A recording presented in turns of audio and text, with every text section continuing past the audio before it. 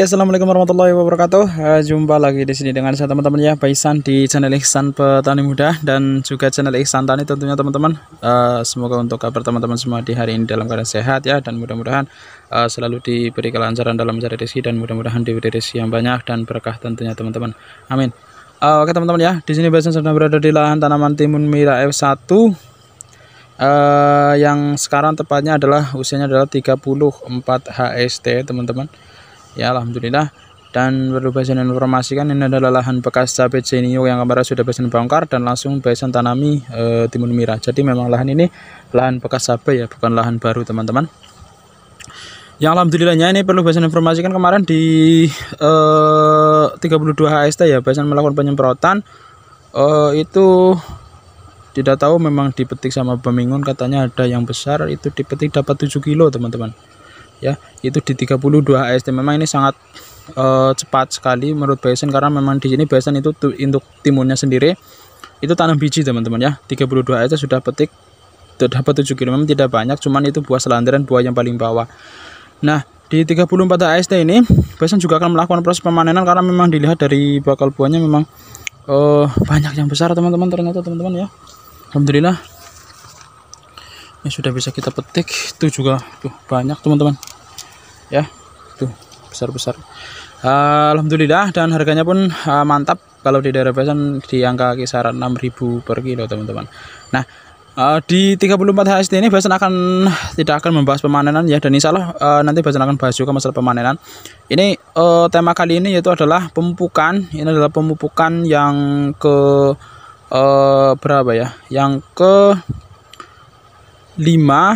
Sebentar Paisan rututkan kemarin di 12 HST, 17 HST, terus 22 HST, terus 28, sekarang berarti usianya 34, berarti ya kelima teman-teman ya. Di 34 ini 6 hari teman-teman. Nah, pemupukan kali ini untuk mengatasi mencegah tentunya bakal buah yang menguning atau buah rontok atau buah bengkok ya pada tanaman timun. Ini insya Allah sangat bermanfaat sekali, jadi simak video ini teman-teman ya nanti sampai akhir. Yang pertama, kita untuk mencegah bakal buah timun yang bengkok, yang menguning atau yang rontok, yang pertama teman-teman kita lakukan pemupukan rutin 5 hari sekali.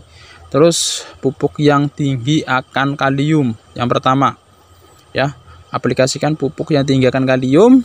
Terus dan juga yang kedua adalah pupuk kalsium maaf teman-teman ya, kalium dan juga kalsium. Itu pupuk yang paling penting untuk di masa-masa panen seperti ini, dan juga untuk mencegah rontok bunga ataupun bakal buah ataupun bengkok buah ya. Itu dua.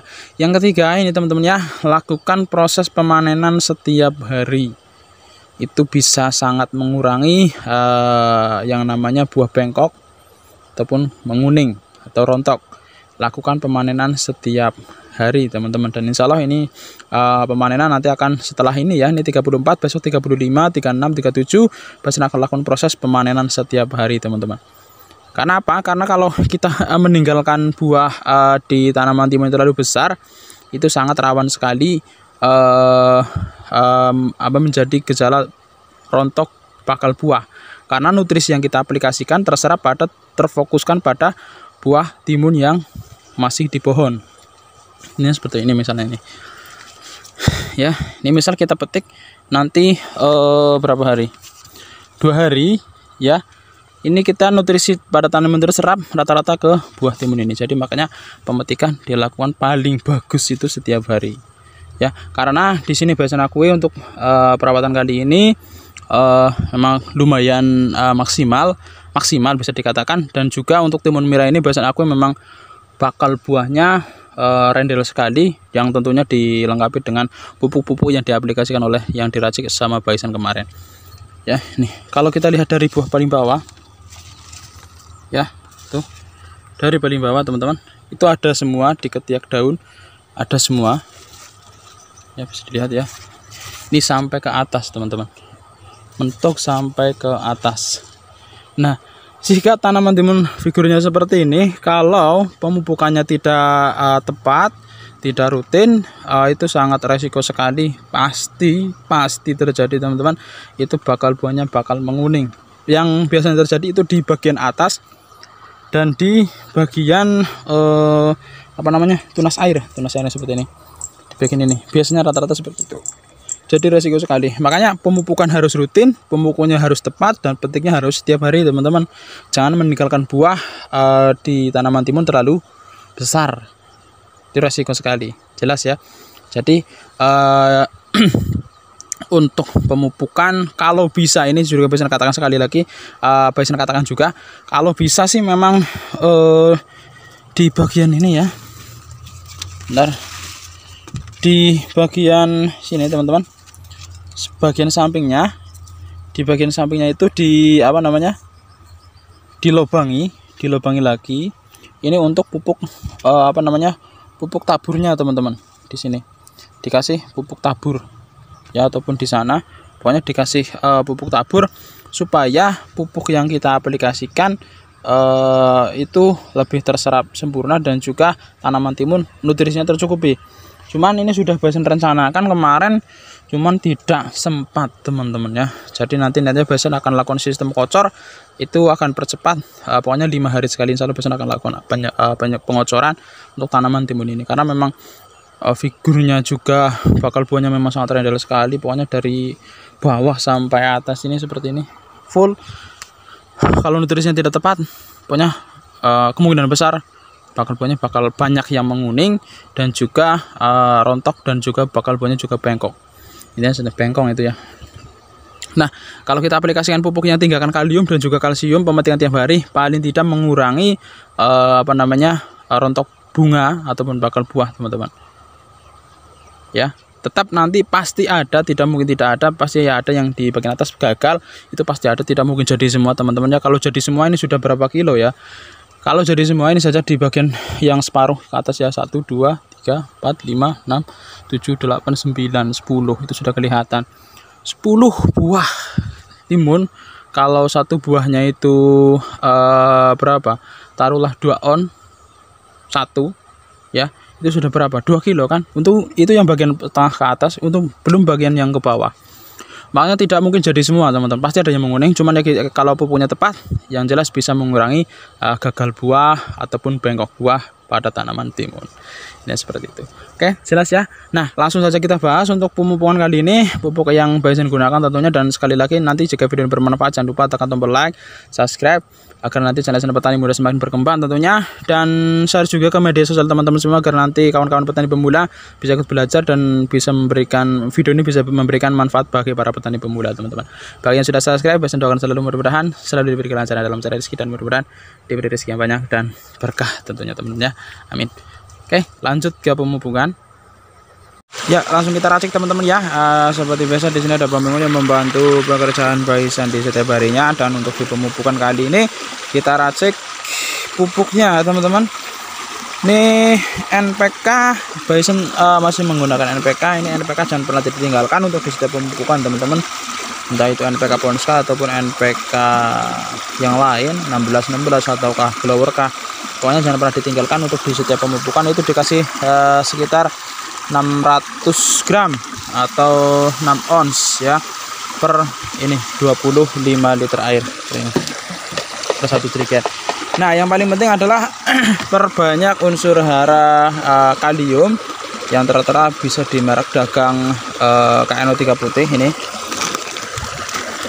ataupun di merek dagang lain seperti KCL Kanada, pupuk ZK itu juga tinggi akan kalium. Nah, untuk KNO3 putih ini itu dikasih 8 sendok makan per 25 liter air. Nah, ini yang selalu Baisan katakan teman-teman, yang sudah Baisan bahas tadi di depan juga. Bentar. Ini sambil nunggu Bang Bengun siap meraciknya. Ini KNO3 putih ya, yang memang dimana kandungannya tinggi akan kalium ya. Ini kandungan kaliumnya sebentar teman-teman, kurang jelas. Kandungan kalium itu 45% ya, dan ada kandungan nitrogen nitratnya sekitar 13% teman-teman. Nah, ini Nah, ini yang sudah Basan bahas tadi di depan, yaitu perbanyak unsur hara kalium dan juga kalsium. Dan tentunya nutrisinya, pupuknya pun juga harus tercukupi. Makanya selalu Basan katakan untuk di setiap pemupukan NPK-nya tetap diaplikasikan terus untuk suplemen atau untuk nutrisi tanaman timunnya. Nah, tapi yang terpenting juga lengkapi dengan unsur hara kalium yang tinggi dan juga kalsium. Karena bisa kita ambil kesimpulan juga ya, kalau yang bakal buah seperti ini dari bawah teman-teman, dari bawah ya, ini seperti ini, kalau pupuknya tidak cukup itu pasti yang buah yang di atas nantinya akan kalah ya, yang di bagian sini itu nanti juga akan menguning, tidak akan jadi semua, itu pun sudah pasti. Kalau kita aplikasikan tinggalkan kalium dan juga kalsium, paling tidak mengurangi kerontokan pada bakal buah timun ya, bisa mengurangi lebih banyak tentunya jika kita aplikasikan pupuk ya tinggalkan kalium dan juga kalsium. Pastinya tetap ada yang menguning ataupun gagal, cuman kalau kita aplikasikan lebih mengurangi teman-teman, intinya seperti itu. Karena memang figurnya seperti ini dari paling atas, biasanya yang gagal yang di bagian atas ini 1 2 3 4 5 6, nah ini 0 7 nih, kawan-kawan lihat ya, ada semua. Makanya pupuk yang harus kita aplikasikan juga harus cukup, juga harus tepat dosis, tepat pupuk, dan juga tepat aplikasi tentunya teman-teman. Karena memang pupuk sangat mempengaruhi, pengocoran sangat mempengaruhi kepada buah timun dan juga bakal buah timun. Intinya seperti itu. Itu tidak boleh salah pupuk dan juga telat aplikasi juga.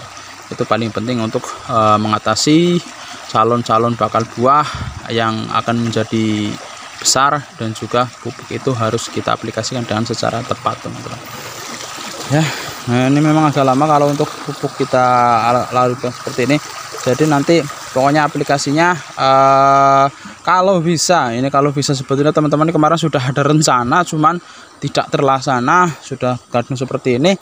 Kalau bisa sih memang kita bikin lubang di sampingnya juga, itu di lubang sampingnya kita kasih lubang lagi, kita kasih pupuk tabur ya. Itu sudah ada rencana kemarin, tadi ada di kegiatan dan juga di lahan sebelah, jadinya ini agak ketinggalan dan juga agak telat sebetulnya. Kalau kita kasih sekarang pun untuk melubanginya ini juga agak lama, karena memang ini Baminggun itu juga nanti akan ke lahan sebelah membereskan lahannya sebelah teman-teman.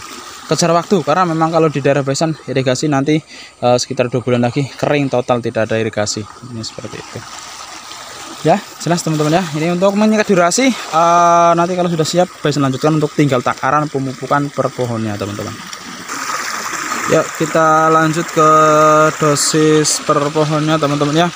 Untuk di pemupukan kali ini yaitu dikasih sekitar 100 sampai 150-an teman-teman super Baminggun ya. Karena memang kalau menggunakan jerigen kocor ini tidak bisa tepat ya, pokoknya kira-kira sekitar 100 sampai 150 mili per pohon coba Baminggun ya. Nah, memang kita per pemupukan kita naikkan dosisnya sedikit lagi Baminggun, sedikit lagi ya.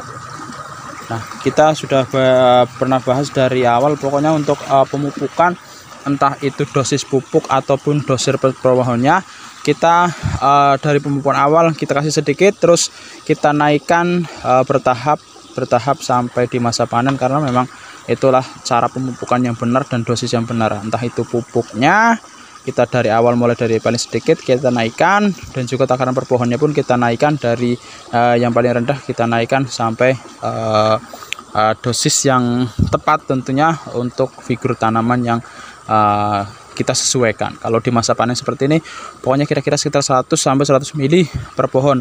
Nanti untuk pemupukan selanjutnya sama, dikasih sekitar 100 sampai 150 mili per pohon untuk dosis takaran per pohonnya. Kalau untuk pupuknya nanti kita bahas lagi di lain waktu, tentunya di lain kesempatan, di masa-masa besok sekitar 5 hari lagi kita lakukan pemupukan lagi teman-teman.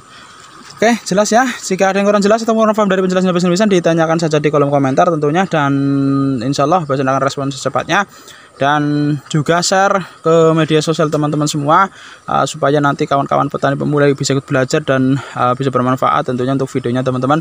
Dan bagi yang sudah subscribe, yang belum subscribe, like channel Ihsan Petani Muda agar nanti bisa semakin berkembang tentunya, dan bisa memberikan edukasi di dunia pertanian. Dan bagi yang sudah subscribe tentunya Basan doakan selalu, mudah-mudahan selalu diberi kelancaran dalam mencari rezeki, dan mudah-mudahan diberi rezeki yang banyak dan berkah teman-teman. Amin. Oke, cukup sekian dari Basan. Sekali lagi, jika bermanfaat share ke media sosial teman-teman semua ya. Oke, cukup sekian dari Basan.